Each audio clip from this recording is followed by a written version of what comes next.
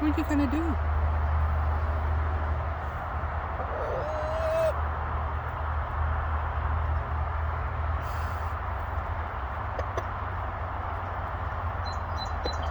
This is the first time being this close to the bunny.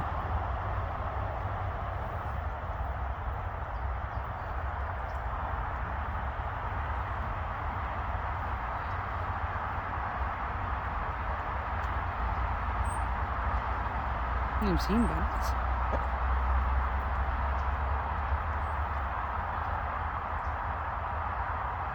We've walked past bunnies. We've walked past many bunnies. But we've never had a bunny in our yard.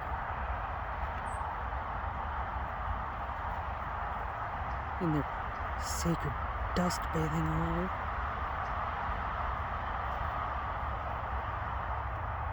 We had quail come through yesterday, right where that bunny is. We had a jay come up underneath the suet and go underneath and around that tree.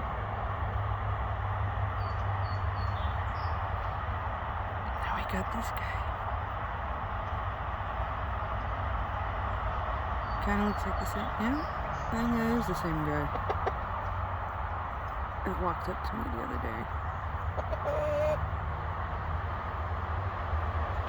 You can see right on the rump right there, there's like a little white stripe.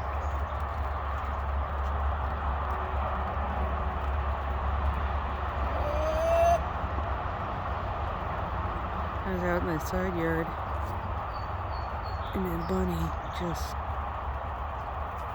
ran right up to me. Got within a couple of feet of me and just started foraging and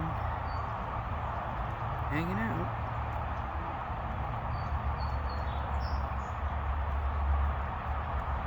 Yeah, it's like a little white stripe that's sorta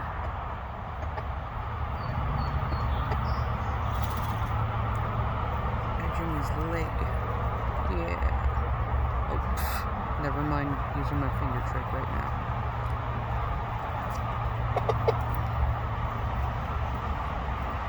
What do you think, buddy? Are things happening? There we go.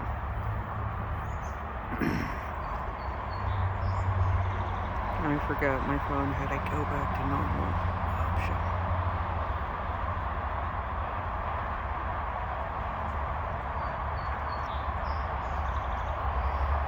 Oh yeah, and we also had a snake. A little garter snake that my boys freaked out about and demanded that I remove from their yard.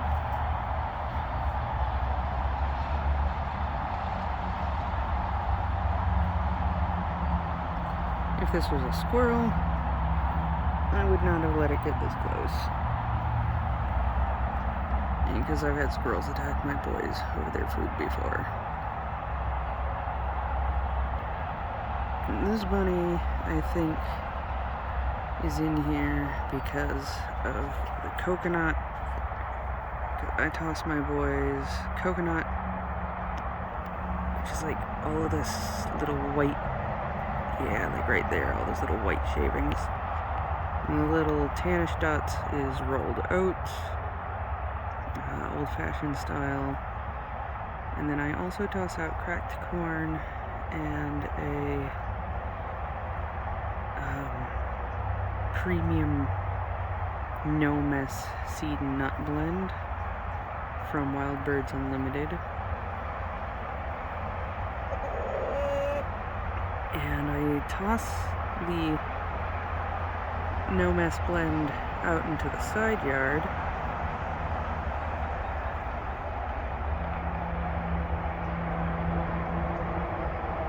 But the corn, coconut, And oats I leave in here because those, if they get wet, they can end up fermenting and then being toxic to the animals that consume them. So I think he's in here because there's a little bit more variety. The coconut is very pungent, and of course the oats and the corn have to be interesting. You're over there in my pile of empty water bottles. Oh. Nothing over there that can hurt you. But you're in my shit. You're not entirely appreciated. But you are cute. And you haven't been mean yet.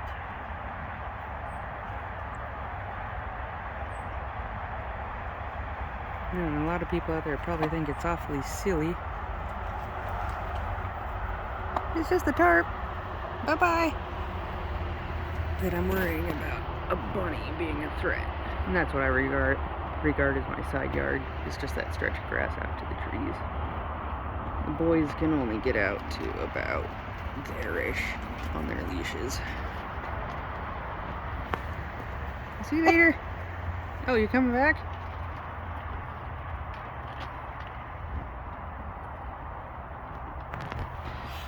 You guys are so pathetic. You need me to do everything. You can't go tell a bunny get out of your own yard. You could flap and give that thing a heart attack. I promise.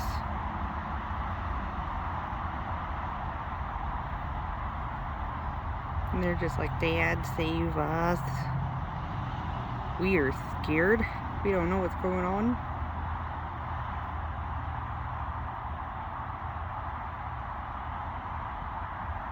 I'm hoping that this experience will help them not flip out every time they see a goddamn rabbit and make me think that coyotes come into the goddamn yard. Buddy, get it! Get it! Go get it!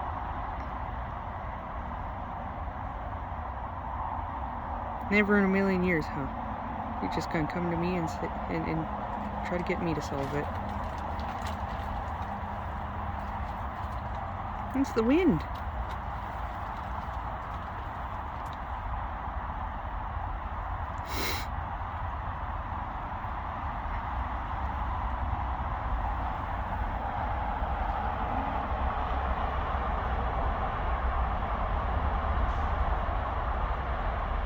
Oh, Bunny, this isn't yours. Go away. Go away. I'm not gonna force him to go away if he doesn't cause any trouble. If he causes trouble, we got a live trap.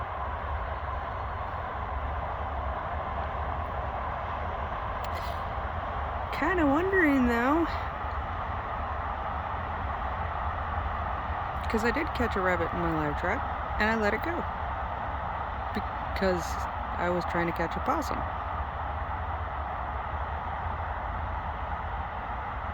Is it possible that this little guy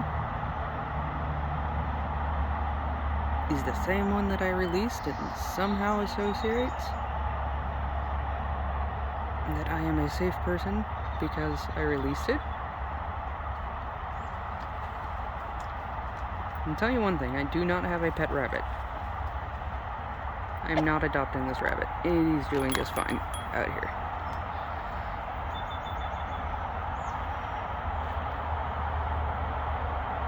But if he wants to hang out, he can hang out. Disclaimer, I do not know if this is a boy or a girl rabbit.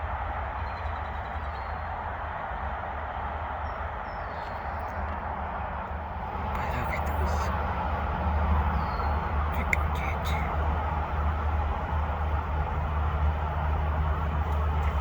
Look at the little feeties. Look at the little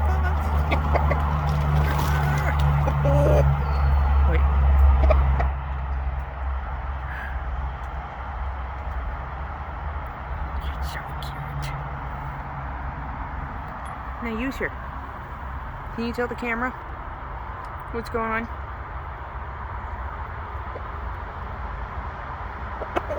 Probably don't want to say much right now. Is that so? No, maybe. You notice the boy's looking like wet. That is because I treated them for scaly leg mites. There's this guy over here has some icky lifted scales. And he's also lost some scales due to having scaly leg mites. And I treat it by dunking them into a bucket full of vegetable oil. And I prefer to get corn oil when I can. Olive oil is probably best, but stupid expensive. Ended up with canola, which is not great, but it's not soy, which soy can kill your birds. But you dip them. And you're only supposed to dip this part, you know, legs, because you're supposed to be getting up there under those scales where the mites live, because they consume underneath the scales, the base of the scales. And when you're soaking them in the oil, you soak them for about 15-20 minutes. 15 minutes recommended, 20 minutes is what I do. Can you focus? Thank you. And while you're doing that, see, buddy, you flapped and Bunny is gone. Bunny just went wee, went around that tree and now. See, I told you, all you had to do was flap. I told you could do it. I told you could do it, and you did it. I want to show everybody how just gunky you are. Yeah. So that was Sunday. Sunday we dipped the bush. The 15 minutes is supposed to be able to let that oil penetrate deep down into the skin, make sure there's no air left behind, and then, well, it suffocates them. It drowns them. Hey, buddy. Yeah, you. You're a good boy. Good showing us just how oily you ended up. So yes, dunk your bird's legs in oil, 20 minutes. But this bird decided that once he realized he wasn't getting out of the oil, that he was just going to lay down. This was Sunday. Today's Thursday. This guy, come on camera, you can do it. There you go. This guy, he did a lot better. He tried to jump out a couple times, realized he's not jumping out, and then he just laid in my hand. But he still laid down. In oil. Yeah, you. I'm talking about you. I'm talking about you being silly.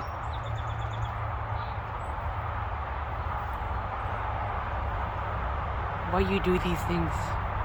Why you do the things you do? Reasons? I know. You know. You're a good boy. And you're a good boy. And look, we're at a point that I could just reach out and give him some scratches. And like, we're even at a point that when I have to get out of my tent and I'm trying to like be perturbing to him, he will not leave. And I have to actually like step over him. And I'm sniffly because I have allergies. And there's all these alders around. And they're dropping their pollen pods everywhere. Tree sperm everywhere. And I'm allergic to it. Hey, buddy. Hey, buddy. You're a good boy. Good job. Did you go, boy? There we go. That's what I wanted to see. I wanted to see how icky your ear is. Not too bad. These are good boys. So, there's a bunny in the yard, and the boys are covered in oil.